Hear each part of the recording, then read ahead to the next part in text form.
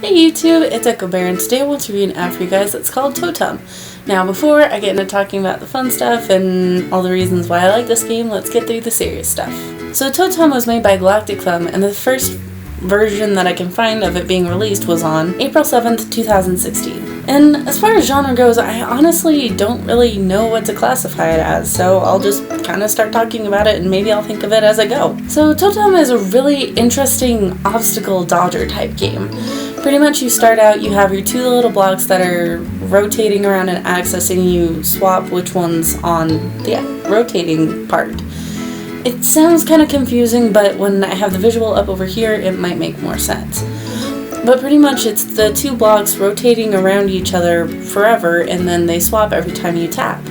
The goal here is pretty much avoid red dots, get blue dots, and stars. So yeah, it pretty much has a really simple premise. So yeah, your entire objective is to just travel through space for as long as you can.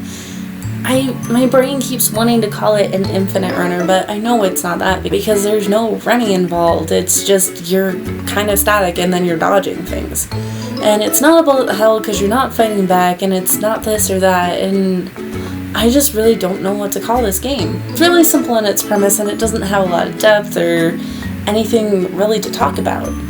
Pretty much you play the game through, you collect the blue dots to unlock different skins for the starting outer block, I guess I'd call it. But you pretty much just play along to unlock those, which is just an aesthetic thing. It doesn't change the gameplay or really anything about the game in general. The music is really nice. It has a really awesome atmospheric space theme to it, which fits awesomely with the visuals, and honestly fits really well.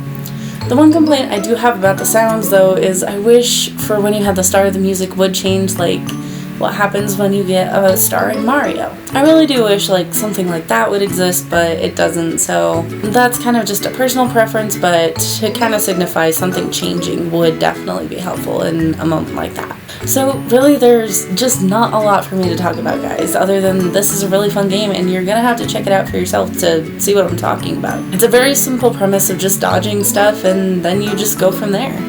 So for everything this game has, I'm gonna give it about a 7 out of 10. And it's so creative and so interesting to see a new form of gameplay out there. It's really fun, but it's just overall a little underwhelming and just not that impressive. So that's why I'm giving it that score. So thank you guys so much for watching. Make sure to like and comment down below. Hit subscribe, and I'll see you guys on the next video. Bye!